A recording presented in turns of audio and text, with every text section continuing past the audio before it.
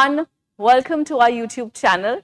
My name is Nicky Sinha and the topic of today's discussion is going to be something really interesting but at the same time really informative for all those UGC-NET aspirants. So, the topic that we have taken today is JRF, which is Junior Research Fellowship and other fellowships.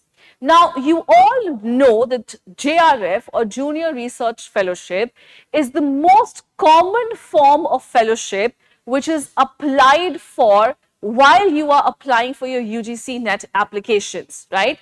So, remember, if you want to apply for JRF, you have to fill in that in the application form itself, right? If you have not filled it in the application form, then you will not be eligible for it. So you have to fill it first in the application form, then the results will be out. A certain cutoff is decided for those qualifying for UGC-NET JRF. If you have qualified that cutoff, then you are eligible for this fellowship.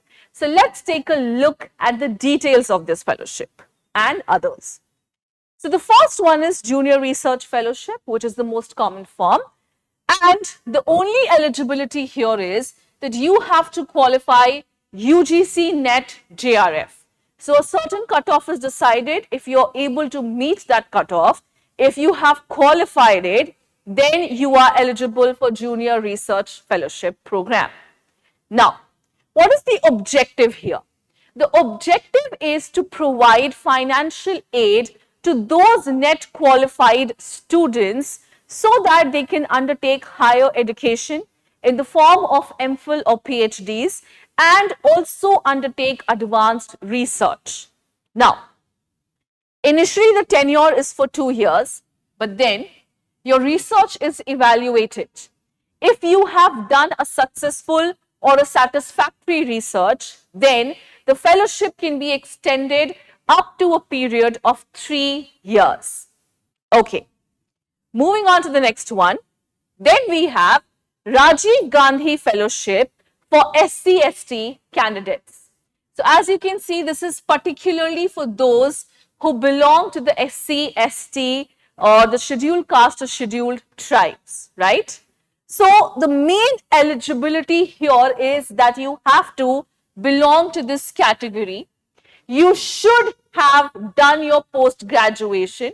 You should have completed your post-graduation and you must get registered for PhD in the first 2 years. So if you have applied for this fellowship in 2023, then you should be registered in PhD by 2025. Now, what is the main objective?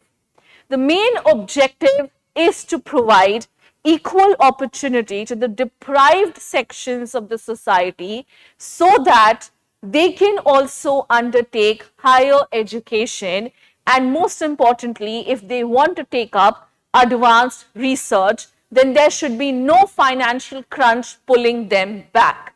That is why the government has started this program. Moving on to the next one, we have Maulana Azad National Fellowship for Minority. Now, as you can see, the name itself suggests that it should be for the minority community. So, only if you belong to the minority community will you be eligible for this fellowship. So, there are certain eligibility criteria. First of all, you have to belong to a minority community. You must get minimum, this is not maximum, minimum of 50% marks. Now, below this is not acceptable, all right? Also, you have to submit a declaration certificate. So, you have to get an affidavit made on 100 rupees stamp paper and you have to declare that yes, you belong to a minority community. But there is a certain condition here as well. And that is, if your family's income is 4.5 or less than 4.5 from all the sources, only then are you eligible for this fellowship. Okay, only then will you be eligible for this fellowship, otherwise not. So even if you belong to minority, but your income exceeds 4.5 lakhs a year, then you are not eligible for this fellowship. Again, the objective is to provide financial assistance to those students who belong to the minority community so that they can take up higher education in the form of MPhil and PhD and also take up advanced research. What is the tenure? The tenure is 2 years, right? And it can be extended up to 3 years if you have done satisfactory work.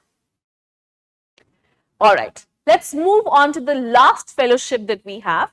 And this is Savitribai Jyotirao Phule Fellowship for Single Child. Now, there's a certain criteria that you must fulfill. You have to be a single girl child. This is the first criteria. Secondly, you must already be enrolled in PhD and you must already be pursuing PhD from a UGC recognized university. Okay. Now, what is the objective? The objective here is obviously to promote gender equality, to promote female education, to promote small families, and to promote education of single girl child. Now, what is the tenure? The tenure is the same. It starts from 2 years, but if you have done satisfactory work, then it can exceed up to 3 years as well. So the total tenure of this is 5 years. So that's about the video, guys. I really hope that this video was informative. I really hope that all your doubts regarding different fellowships have been addressed. If you still have any questions, please feel free to address them in the comment section and we'll be more than happy to answer those questions for you. Till then, this is me, Nicky Sinha, signing off. Please take care. Thank you.